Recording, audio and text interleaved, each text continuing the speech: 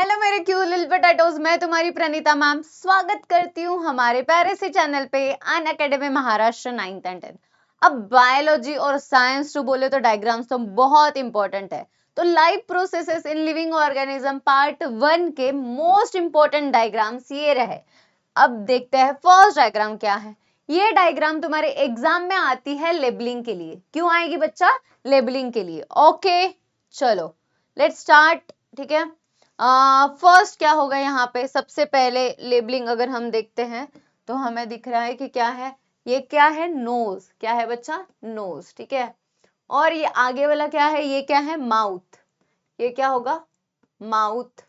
ठीक है, देन क्या आएगा बच्चा? ये क्या है? लैरिंग्स। क्या होगा?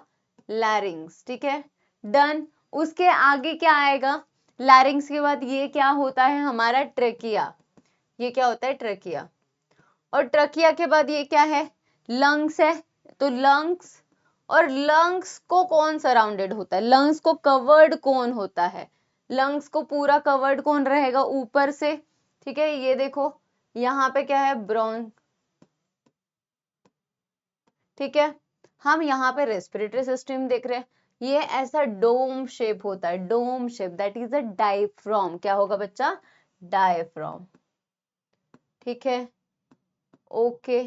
और ये वाली होती है बबल जैसा, मतलब बलून जैसा स्ट्रक्चर, अल्विवोलस। क्या होता है? अल्विवोलस। तो ये हो गया हमारा लेबलिंग। ठीक है, किसका? ह्यूमन रेस्पिरेटरी सिस्टम का। ठीक है, ओके। आई होप सारे बच्चों को क्लियर हुआ है। अब आते हैं आगे, नेक्स्ट। ठीक है, अब यहाँ पे तुम्हें एरोबिक रेस्पिरेशन की डायग्राम्स एक्सप्लेन करनी है। अब ये कहाँ पे करोगे? एरोबिक रेस्पिरेशन जो होता है उसकी डायग्राम जब तुम ये डेफिनेशन या ये प्रोसेस एक्सप्लेन करते हो उस टाइम। ठीक है, अगर हम बात करते हैं ग्लूकोज का ब्रेकडाउन होके क्या बनेगा? Pyruvic acid. उसके बाद ये जब माइटोकॉन्ड्रिया में पूरी साइकिल होती है ये, उसके लिए डायग्राम बहुत ज्यादा इंपॉर्टेंट है। माइटोकॉन्ड्रिया क्या है?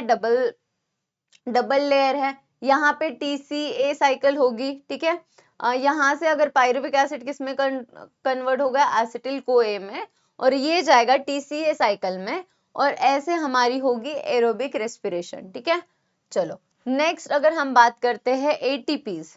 ठीक है, ये भी इंपॉर्टेंट है। जब तुम्हें ATP पे सवाल आता है या एक्सप्लेनेशन आता है तो तुम्हें ये ड्रॉ करना पड़ेगा। ठीक है, जैसे हम 3 ATP, ADP, और अगर हम बात करते हैं AMP। ठीक है, तो ये तीनों, अगर मैं बात करूं एडेनिन को 3 फॉस्फेट बॉन्ड ज्वाइन हो गए तो ज्यादा एनर्जी मिलेगी। ठीक है, तो यहाँ पे तुम्हें ATP एनर्जी करेंसी, ये डायग्राम ऑल्सो इंपॉर्टेंट। फिर अगर हम बात करेंगे पूरी साइकिल। ठीक है, ये इसमें तुम्हें आएगा एग्जाम में, यहाँ पे ना ये रिमूव कर दिया जाएगा, कोई एक चीज रिमूव कर दी जाएगी, और उसमें तुम्हें पूरा फ्लो चार्ट कंप्लीट करना पड़ेगा। ठीक है, इसका तुम्हें पूरा वन शॉट मिल जाएगा, तो अगर तुम वन शॉट नहीं देखे हो तो जाके देख लो। ठीक है, अगर बात करते हैं लिपिड्स, लिपिड्स ब्रेक डाउन होके क्या बना रहा है? फैटी एसिड बना रहा है। कार्बोहाइड्रेट्स ब्रेक डाउन होके क्या बना रहा है? ग्लाइकोलिसिस होगा, पायरुविक एसिड बनेगा। और यहाँ पे प्रोटीन्स ब्रेक डाउन होके अमीनो एसिड्स बना रहे। ठीक है, उसके बाद ये सारे क्या कहाँ पे आएंगे? एसिटिल CoA, और यहाँ से ही तुम्हारी ये कहाँ पे हो रहा है? ये हो रहा है माइटोकॉन्ड्रिया में। ये कहाँ पे हो रहा है? ये हो रहा है माइटोकॉन्ड्रिया में।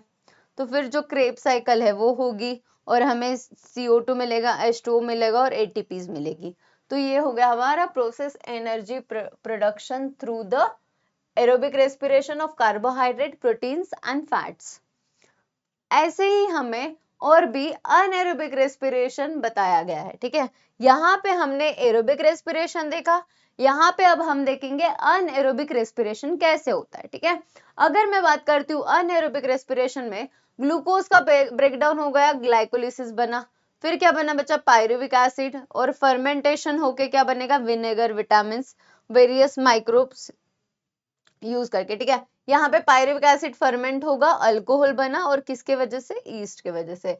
और यहाँ पे कहाँ पे हो रहा है? ईस्ट में हो रहा है। ठीक है, यहाँ पे पायरुविक एसिड फर्मेंट होके लैक्टिक एसिड बना रहा है, कहाँ पे? हमारी मसल सेल्स में वगैरह। ठीक है, जब हम बहुत ज्यादा एक्सरसाइज करते हैं तो हमें क्रैम्प आता है। क्यों आता है? Just because of lactic acid.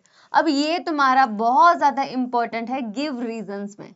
इस पे सवाल आते ही आते हैं कि हम बहुत ज्यादा एक्सरसाइज करने के बाद क्यों ऐसे होता है, क्रैम्प क्यों आता है, तो लैक्टिक एसिड के वजह से। तो ये हो गया हमारा अनएरोबिक रेस्पिरेशन, ठीक है। चलो अब यहाँ पे और है न्यूट्रिएंट के बारे में दिया है, ठीक है। ये फ्लो चार्ट बहुत ही ज्यादा इंपॉर्टेंट है, ये तुम्हारी एग्जाम में आता ही आता है 100% श्योर। जो चीजें मैं अभी बोल रही हूँ ये प्री बोर्ड्स के लिए बहुत इंपॉर्टेंट है। इसका वन शॉट दिया है, अगर तुमने देखा नहीं जाके देख लीजिए, वन शॉट पूरा इजी है, मेरे पीपीटीज यूज की है। और ये सारे नोट्स अगर चाहिए तुम्हें तो हमारे टेलीग्राम चैनल को ज्वाइन कर लो, ये इसी चैनल के डिस्क्रिप्शन में टेलीग्राम है, और तुम अगर नए हो तो जल्दी जल्दी सब्सक्राइब कर लो। देखो अब आते हैं अमीनो एसिड्स में, कहाँ कहाँ पे कौन से होंगे। स्किन में रहेगा मेलानिन एंड केराटिन, ठीक है। ब्लड में कौन होता है बच्चा, हीमोग्लोबिन एंड एंटीबॉडीज। मसल्स में कौन, एक्टिन मायोसिन। अगर बात करेंगे बोन में ओसिन। सेल्स में क्या होता है, वेरियस प्रोटीन्स रहते हैं। और ग्लैंड्स के कुछ हार्मोन्स भी रहेंगे, जैसे पैनक्रियाज का इंसुलिन एंड ट्रिप्सिन। तो ये जो टेबल है, ये जो फ्लो चार्ट है, ये जो डायग्राम है, ये तुम्हारी आएगी एग्जाम में, ठीक है। ये बहुत सारे पीवाईक्यूज में तुमने देखा होगा, ये आती ही आती है, इससे एक दो सवाल बनते ही बनते हैं, ठीक है। तो ये करके जाना भूलना नहीं है। फिर आते हैं हम क्रोमोसोम्स, भैया हमने क्लास 9 में भी पढ़ा था क्रोमोसोम के बारे में, बट यहाँ पे हमें स्ट्रक्चर बताना है, ठीक है। चलो ऊपर वाले दोनों आर्म्स है, ठीक है, बट यहाँ पे जो लेबलिंग है ये क्या हो गया, पी आर्म हो गया, ठीक है। और ये नीचे वाला क्या हो गया भैया, क्यू आर्म हो गया। ये क्या है, ये क्या है, सेंट्रोमियर, क्या है बच्चा, सेंट्रोमियर, ठीक है। और ये क्या है, डीएनए। ओके, तो ऐसा हो गया हमारा क्रोमोसोम का स्ट्रक्चर।